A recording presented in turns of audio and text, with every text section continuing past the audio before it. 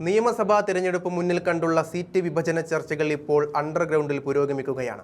VD. സതീശന്റെ പുതുയുഗയാത്ര തലസ്ഥാനം ലക്ഷ്യമാക്കി മുന്നോട്ടു പോകുമ്പോൾ ക്യാമ്പ് ചെയ്യുന്ന ഇടങ്ങളിൽ പ്രധാനമായും നടക്കുന്നത് സ്ഥാനാർത്ഥി നിർണയ ചർച്ചകളാണ്.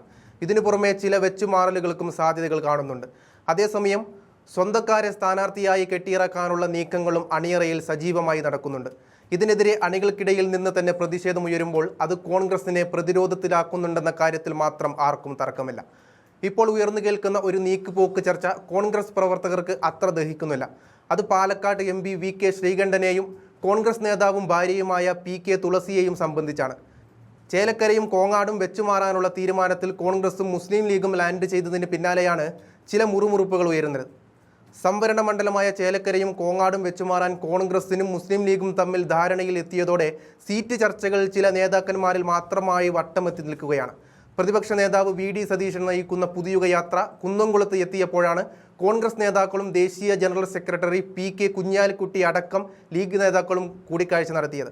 ഈ കൂടിക്കാഴ്ചയിൽ പ്രധാനമായും ഉയരുന്നത് മുൻപ് സൂചിപ്പിച്ച 2 മണ്ഡലങ്ങളുടെ വെച്ചുമാറലും സ്ഥാനാർത്ഥി നിർണയവുമാണ്. കോൺഗ്രസിന് കോങ്ങാട് ലഭിക്കുന്ന സാഹചര്യത്തിൽ അവിടെ വി.കെ. ശ്രീകണ്ഠൻ എം.പിയുടെ ഭാര്യയും കെ.പി.സി.സി ജനറൽ സെക്രട്ടറിയുമായ കെ.എം. തുളസിയെ മത്സരിപ്പിക്കാനാണ് നിലവിൽ ജില്ലാ കോൺഗ്രസ് കമ്മിറ്റി തീരുമാനിച്ചിരിക്കുന്നത്. ഇതിനെതിരെയാണ് വിമർശനം ഉയരുന്നത്. ഇതിനോടകം നിരവധി തെരഞ്ഞെടുപ്പിൽ മത്സരരംഗത്തിറങ്ങിയ നേതാക്കളാണ് ശ്രീകണ്ഠനും ഭാര്യ തുളസിയും. മുൻപ് ഒറ്റപ്പാലത്തും ചേലക്കരയിലും തുളസി കോൺഗ്രസ് സ്ഥാനാർത്ഥിയായി മത്സരിച്ചിരുന്നു. ചേലക്കരയിൽ തുളസിക്കെതിരെ വിജയിച്ചത് കെ. രാധാകൃഷ്ണനായിരുന്നു. അതിനിർണായക തെരഞ്ഞെടുപ്പിനെ കച്ചുകെട്ടുമ്പോൾ വീണ്ടും കെ.പി. തുളസിയെ തന്നെ കോൺഗ്രസ് അവതരിപ്പിച്ചാൽ സ്ഥാനാർത്ഥി നിർണയത്തിലെ പുതുമയാണ് നഷ്ടമാകുന്നത്. തുളസിക്ക് പകരം അർഹരായ മറ്റാരെയെങ്കിലും സ്ഥാനാർത്ഥിയാക്കുകയാണെങ്കിൽ അതിലുണ്ടാകുന്ന പുതുമ കോൺഗ്രസിന് ഗുണം ചെയ്യും. എന്നാൽ വി.കെ. ശ്രീകണ്ഠൻ അടക്കമുള്ള നേതാക്കന്മാർ തുളസിക്ക് വേണ്ടി രംഗത്ത് വന്നതോടെ അണികളിൽ പ്രതിഷേധം ശക്തമായി കഴിഞ്ഞിരിക്കുകയാണ്. കോൺഗ്രസിൽ സ്ഥാനാർത്ഥിത്വവും പദവികളും ഏകപക്ഷീയമായി ചില വ്യക്തികളിലേക്ക് മാത്രം കേന്ദ്രീകരിക്കപ്പെടുന്നതിൻ്റെ ഏറ്റവും പുതിയ ഉദാഹരണമാണ് ഈ നേതാക്കളുടെ സമീപനം. പുതുമുഖങ്ങളെ മുഖ്യധാരയിലേക്ക് കൊണ്ടുവരുമെന്നും സ്ഥാനാർത്ഥികളിൽ യുവാക്കൾക്ക് പ്രാമുഖ്യം നൽകുമെന്നുമുള്ള വി.ഡി. സതീശന്റെ തന്നെ പ്രഖ്യാപനമാണ് ഇവിടെ അട്ടിമറിക്കപ്പെടുന്നത്.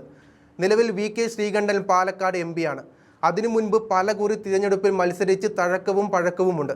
ഈ സാഹചര്യത്തിൽ കെ.പി. തുളസിയെ കൂടി പാർലമെന്റ് രാഷ്ട്രീയത്തിൽ എത്തിക്കുന്ന സാഹചര്യം അണികളിൽ തെറ്റായ സന്ദേശം നൽകുമെന്നത് ഉറപ്പാണ്. കോങ്ങാട് എം.പിയുടെ ഭാര്യ രംഗത്തിറങ്ങുമെന്ന പ്രഖ്യാപനം അണികളിൽ വലിയ അസ്വാരസ്യങ്ങൾക്ക് ഇട നൽകി കഴിഞ്ഞിരിക്കുകയാണ്. പ്രതിഷേധം വരും ദിവസങ്ങളിൽ ശക്തമാകുമെന്ന റിപ്പോർട്ട് കോൺഗ്രസിനെ കുഴപ്പിക്കുന്നുമുണ്ട്. പ്രത്യേകിച്ച് നിലവിൽ ഒരു എം.എൽ.എ. മാത്രമാണ് പാലക്കാട് ജില്ലയിൽ യു.ഡി.എഫിനുള്ളത്. തദ്ദേശ തെരഞ്ഞെടുപ്പിൽ ചില പഞ്ചായത്തുകളിൽ നേട്ടം സ്വന്തമാക്കാൻ സാധിച്ചെങ്കിലും ജില്ലാ പഞ്ചായത്ത് LDFനെയാണ് തുണച്ചത്. അതുകൊണ്ട് തന്നെ പാലക്കാട് അഭിപ്രായ ഭിന്നതകൾക്ക് ഇടം നൽകാതെ സ്ഥാനാർത്ഥി നിർണയം പൂർത്തിയാക്കേണ്ടത് കോൺഗ്രസിനും UDFനും അനിവാര്യതയാണ്.